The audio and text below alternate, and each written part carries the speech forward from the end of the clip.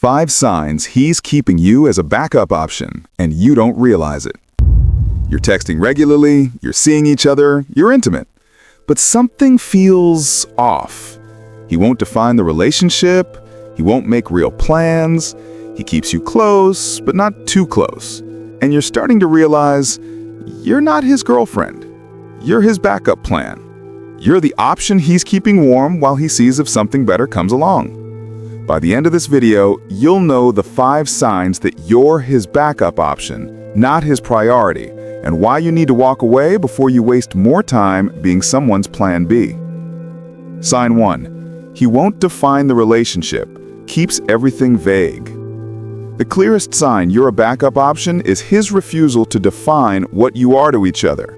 Months pass, you're acting like a couple, but when you ask, "What are we?" he deflects with vague answers. "Let's just see where it goes. I don't like labels. Why do we need to define it?" Months in and still undefined. Significant time has passed, 3, 6, 9 months or more. You're intimate, spending time together regularly, but undefined. Every attempt to clarify what you are gets deflected. Men who want relationships commit. Men who want options stay vague. Vagueness isn't patience, it's strategy to keep you available without committing. "Let's just see where it goes" is his default answer. You ask where things are going, he says to just enjoy the moment. He frames your need for clarity as rushing or pressure. Months later, he's still saying the same thing. "See where it goes" means I'm seeing if something better shows up. After months, if he doesn't know, he does know. You're just not it. He says he doesn't do labels, claims he doesn't believe in labels or formal definitions, but you notice he acts like a boyfriend when convenient.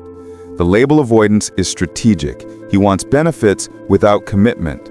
No labels means no accountability when other options appear. And you're giving girlfriend benefits without the title. You're emotionally available, sexually intimate, there when he needs support. He gets all the benefits of having a girlfriend, but he maintains the freedom of being single. If he has girlfriend benefits from you without calling you his girlfriend, you're convenient, not chosen. Why you're accepting it? You don't want to seem demanding or pushy. You think being patient will make him eventually commit. You're afraid if you push, he'll leave. Fear of losing him keeps you accepting less than you deserve. For 8 months, Nicole and Tyler were seeing each other exclusively, or so Nicole thought. They texted daily, saw each other multiple times a week, were sexually intimate. Nicole introduced Tyler to her friends. But whenever Nicole asked, "What are we?" Tyler would say, "I really like you. Let's just enjoy what we have without labels." Nicole accepted this, not wanting to seem needy. Then, Nicole discovered Tyler was on dating apps. When confronted, Tyler said, "We never said we were exclusive. You assumed." Nicole realized the lack of definition hadn't been Tyler taking things slow. It had been Tyler keeping Nicole available while he actively looking for someone else. The vagueness had been strategic. Nicole had been Tyler's backup plan for 8 months, and she'd cooperated by accepting his refusal to commit. So set a timeline. I need to know what we are within a reasonable time frame. Don't accept vague answers. "Let's just see where it goes" isn't a relationship. Decide if you'll accept that. Stop giving girlfriend benefits. If he won't call you his girlfriend, stop acting like one. Walk away if he won't commit. After reasonable time, 3 to 4 months, if he won't define it, he's keeping options open. Sign 2. He only makes last-minute plans, never prioritizes you. Backup options get last-minute attention when primary options fall through. If he only reaches out at the last minute, "What are you doing tonight?" and never makes advanced plans, you're not his priority. You're his backup plan. Your everything is spontaneous and last minute. He texts asking to hang out in a few hours, never days in advance. Plans are always same day or same evening. You're always available at his convenience. Last-minute plans mean you weren't the plan. You're what happens when plans fall through. Priority people get advanced planning. Backup options get what's left over. He won't commit to future plans. You suggest plans for next weekend. He's vague and non-committal. "Let me see what's going on," or "I'll let you know," then never confirms. You can never plan anything in advance because he won't commit. Inability to plan ahead means he's keeping his schedule open for better opportunities. If he won't plan with you, he's planning without you. And you're always fitting into his schedule. He's busy when you want to see him, but he expects you to be available when he's free. The relationship works entirely on his timeline. Your schedule is expected to be flexible. His isn't. Priority partners coordinate schedules. Backup options accommodate them. And weekend plans don't include you. He sees you on weekday evenings but is mysteriously unavailable weekends. Or he only reaches out on weekends late at night. Prime time, Friday and Saturday nights are reserved for other things or people. Weekday availability but weekend absence mean you're not important enough for prime time. Backup options get left over. Priorities get best time. Why you're accepting it? You're grateful for any attention and don't want to seem demanding. You convince yourself he's just spontaneous or busy. You're afraid if you're not available, he'll move on. Your availability when he needs it reinforces that you're always there. Every time Jenna saw Marcus, it was because he'd text that afternoon, "What are you doing tonight?" Jenna would rearrange her plans to see him. When Jenna suggested they plan something for the next weekend, a concert she wanted to attend, Marcus said, "Let me check my schedule and get back to you." He never did. This pattern continued for months. Jenna was always available when Marcus reached out, but Marcus was rarely available when Jenna tried to make plans. Jenna's friend pointed out, "You're not in his plans. You're what he does when his plans fall through." Jenna realized she was right. Marcus reached out when his friends were busy, when his date fell through, when he was bored and wanted company. Jenna wasn't Marcus's priority, she was his backup plan, and she'd been accepting breadcrumbs. So stop being available last minute. I need advance notice to make plans. Make your own plans. Don't leave your schedule open waiting for him. Require him to plan ahead. Let's make plans for next Saturday. Watch if he commits or deflects. Notice weekend patterns. If weekends never include you, you're not a priority. Sign 3. He keeps you separate from his real life, hidden from friends and family. Backup options are kept compartmentalized and separate from real life. If months have passed and you haven't met his friends, his family, or anyone important in his life, it's because he's not serious about you. Men integrate women they're serious about into their lives. You haven't met anyone in his life. Significant time has passed, months, and you've met no friends, no family. He makes excuses when you suggest meeting important people. You exist in a bubble separate from his actual life. Integration shows commitment. Separation shows you're temporary. Men don't introduce temporary options to permanent people. He's met your people, but you haven't met his. You've introduced him to friends, maybe family, but reciprocation hasn't happened, despite your hints or requests. The relationship is one-sided in integration. Asymmetrical integration means asymmetrical investment. He's keeping his options open by keeping you separate. Social media? You don't exist. He's active on social media, but you're nowhere on it. No photos together, no tags, no acknowledgement of your existence. When you mention it, he says he's private, despite posting everything else. He's keeping you off social media so other options don't know you exist. And you only see him in private settings. Dates are always at your place, his place, or private locations. You never go places where he might run into people he knows. The relationship exists only in controlled private environments. Public relationship visibility means commitment. Hiding means shame or strategy. Backup options are kept hidden. Real relationships are visible. Why you're accepting it? You tell yourself he's just private or moving slowly. You don't want to seem pushy about meeting people. You're afraid pushing will make him pull away. Your fear of losing him keeps you accepting hidden status. After 6 months with Chris, Hannah had introduced him to her friends, her sister, her co-workers. Chris had met Hannah's entire life, but Hannah had met no one from Chris's life. When Hannah asked to meet his friends, Chris said, Soon, they're just really busy. When Hannah mentioned meeting his family, Chris said they were complicated and he wanted to wait. 6 months turned into 9 months. Hannah existed in complete isolation from Chris's actual life. Then Hannah ran into Chris at a restaurant with a woman. When Hannah approached, Chris looked panicked. Later, Chris admitted the woman was someone he'd been seeing casually. Chris had been keeping Hannah separate because Hannah was one of several options. Integration would have required choosing. Separation allowed keeping options open. So set an integration timeline. I'd like to meet your friends within the next month. Watch his response. Genuine men say yes. Men keeping you as a backup make excuses. Require reciprocity. If you've integrated him into your life, he should reciprocate. Don't accept being hidden. Months of separation is intentional strategy, not circumstance. Sign 4. He's inconsistent with communication and availability, hot and cold. Backup options get inconsistent attention because they're not the priority. He's hot when other options aren't available, texting constantly, being attentive, acting like a boyfriend. Then suddenly he's cold, disappearing for days, barely responsive, distant. The hot and cold cycle is constant. Some weeks he's all in, constant communication, wants to see you. Other weeks he's cold, barely responds, unavailable, distant. The cycle repeats without explanation. Consistency indicates priority. Inconsistency indicates options. You can't build a relationship with someone whose attention is intermittent.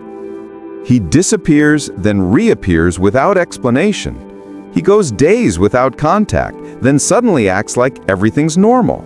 No explanation for the absence, expects you to just accept it. "Sorry, I've been busy," is his default excuse. Disappearances correlate with him pursuing other options. When those options don't work out, he comes back to you. His interest level fluctuates wildly. Sometimes he seems really into you, talking about future, being affectionate. Other times, he's detached and barely seems to care. You never know which version you're getting. Fluctuating interest means you're competing with other options. And you feel like you're always chasing during cold periods. When he's cold, you find yourself reaching out more. You're trying to figure out what you did wrong. He's trained you to work for his attention. If you're always the one pursuing during cold spells, he's your backup, reacting to his availability. Hot periods hook you. Cold periods are when he's focused elsewhere. Why you're tolerating it? The hot periods are so good you convince yourself they're the real him. You blame external factors, stress, work, family issues. You're invested in the potential of what it could be. Intermittent reinforcement is psychologically addictive. Sophie could never predict Daniel's behavior. Some weeks, Daniel texted her constantly, wanted to see her multiple times, was affectionate and attentive. Then Daniel would disappear. Days of silence or minimal responses. Just when Sophie was about to give up, Daniel would reappear, apologetic, sweet, attentive again. The cycle repeated every few weeks. Sophie blamed Daniel's demanding job or family stress. Then Sophie noticed a pattern. Daniel's cold periods were always Thursday through Sunday. During those times, he was with his actual girlfriend. Sophie was Daniel's weekday option. The inconsistency hadn't been Daniel being busy. It had been Daniel managing 2 women. Sophie was the backup who got attention when his primary relationship was unavailable. So track the pattern. Write down hot and cold periods. Identify the cycle. Call it out. I've noticed you're inconsistent. Are you seeing other people? Don't chase during cold periods. His withdrawal is your test. Stop pursuing. Require consistency. I need consistent communication and availability to build something real. Before we get to the final sign, if this video is helping you see that you deserve better than being someone's plan B, hit that subscribe button. We help women recognize their worth and walk away from men who don't deserve them. Now let's talk about the last sign. Sign 5. He says he's not ready for a relationship, but acts like your boyfriend when it's convenient. He's emotionally available when he wants support, sexually available when he wants intimacy, but commitment unavailable when you want clarity. I'm not ready for a relationship, but acts like he's in one. He says he's not ready to commit or be in a relationship, but he wants your time, emotional support, physical intimacy, companionship. He's getting all relationship benefits while claiming unavailability. Not ready means not ready with you. If the right person appeared, he'd be ready. You're serving as his emotional and physical support while he keeps options open. He treats you like a girlfriend in private.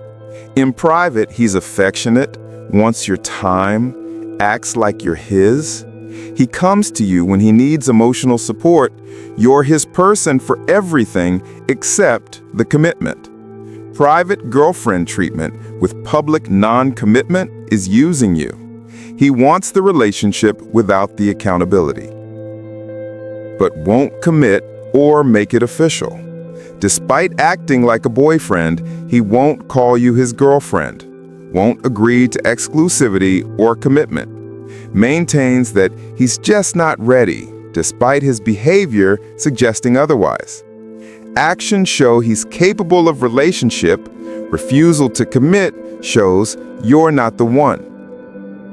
You're doing girlfriend things without the title. You're emotionally available, sexually intimate, there for him during hard times. You've organized your life around this non-relationship, but he maintains freedom because technically you're not together. If you're doing girlfriend duties, he should be doing boyfriend commitment. You're auditioning for a role he's never going to give you. Why you're staying? You think if you're patient, he'll eventually be ready. You believe being the cool girl who doesn't pressure him will make him choose you. You're invested and don't want to walk away. Time doesn't make someone ready. The right person does. For a year, Olivia was in a non-relationship with James. James had said from the beginning, "I'm just not ready for a relationship right now." But James acted like Olivia's boyfriend. They saw each other multiple times a week.